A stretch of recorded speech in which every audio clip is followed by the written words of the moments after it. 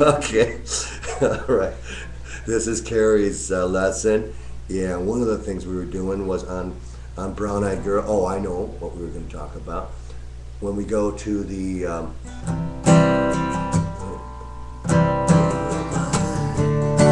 Eyed 1, 2, 3, 4 to D. 3, 4, 2, 2, 3, 4, 3, 2, 3, back to the G.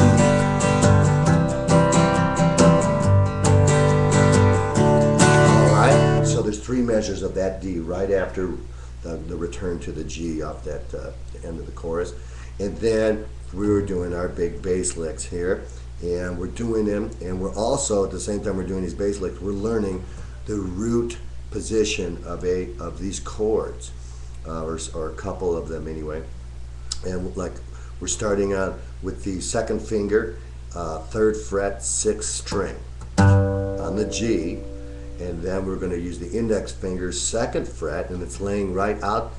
Your hand never has to move from this position for these bass licks because everything's going to lie one finger per fret. It's going to lie right under your fingers.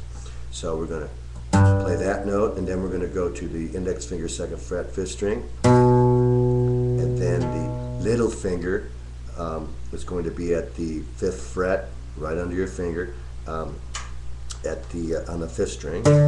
So, and then we're gonna hit the B twice, the 2nd fret of the 5th string, and then we're gonna play this up on the 5th string. We're gonna play the same shape, and this is a C chord root position outline.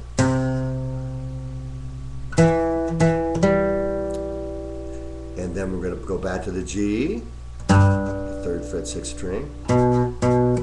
Now we start with the little finger moving, and we're going to pull it down to on the 5th string from the 5th fret. Hit that twice, and then the 3rd fret, same string, and then the 2nd fret, same string, and then the 5th fret, 6th string, and then you play that little bass riff twice.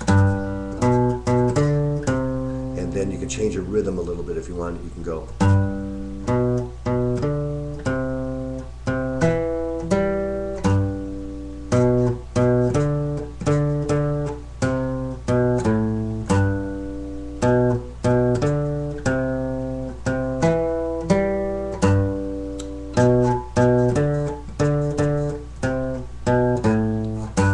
We can also take our right hand here, and what we're going to do, the left hand's going to disappear here for a second, and I'm going to take this. My right hand is going to sit on here, do a right hand mute on those strings, and there's a bass. It'll sound a little more like a real bass, like a string upright bass or something. You go.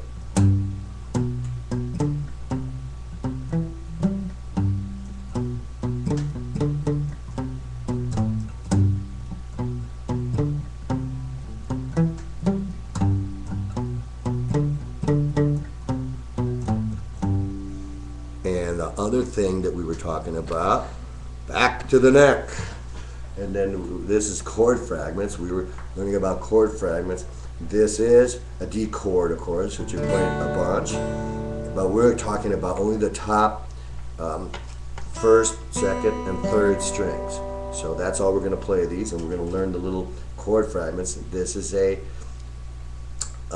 D shape chord fragment, I call it. And that's the 5th of the chord.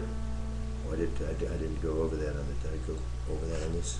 I need to go over this real quickly. This is the root of the chord, if I didn't do this already.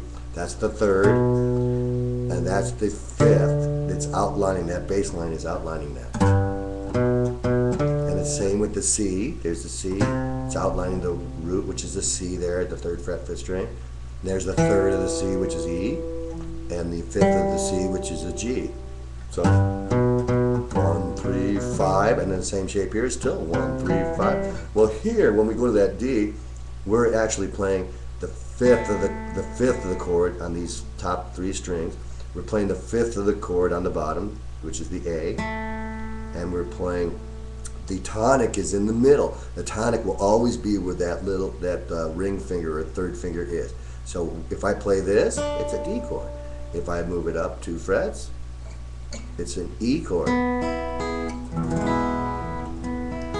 up one more fret, it's an F chord, and so on. But the tonic will always be on the second string on this, and I will write out some chord fragment stuff for you for next week and show you what I'm talking about on this. And so that is the D-shaped chord fragment. The next one is this is the root position or A-shaped chord fragment. The third finger goes to 7th fret, 3rd string, hitting the D there, and then the little finger is going to go to the 7th fret right underneath that 3rd finger, 2nd string. And then the index finger is going to go on the 5th fret, and it's already right there on the 1st string. So it sounds like this. This is your root position. Root, 3rd, 5th, and this one here, I can play the bass line down here if I move it up from where we were, the C, move it up here to the D, 1, 3, 5. You can hear that they're an octave lower than this.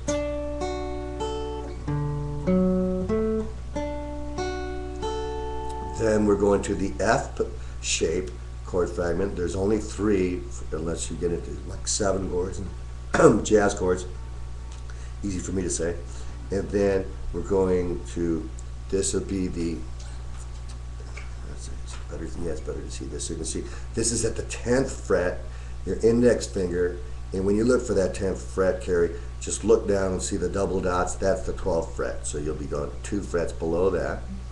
And you're going to bar the 1st and the 2nd string, and then your 2nd finger or middle finger is going to be on the 11th fret, 3rd string. And it's like, this is called an F shape, and this has got the 3rd in the bass, 3rd, and then the 5th.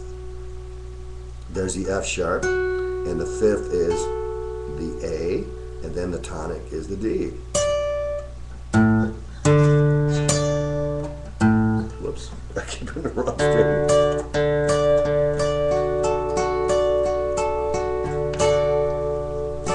So those are the 3 chord shapes. You have your D shape, you have your A shape, and you have your F shape. They're all D's. And then now wherever you move those shapes, the relationship of whether the 5th is on the bottom, 3rd is on the bottom, or the root is on the bottom never changes. Here the root's in the middle, the D shape, root's still in the middle, and now it's an F chord, now it's a G chord, root's still on that 3rd finger.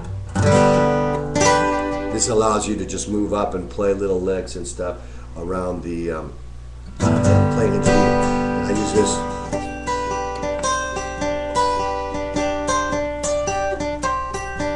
Gives you something else to do and another place to move to. And then here the 3rd is at the bottom, like I said, 3, 5, 1, and that's the same whether you play it for a C. It's still a 3rd, 5th, 1. It's always going to be that shape. Is going to be the 3rd on the bottom, and this is the tonic on the bottom, and this is the 5th on the bottom. And I'll try to write some of that stuff out for you next time too.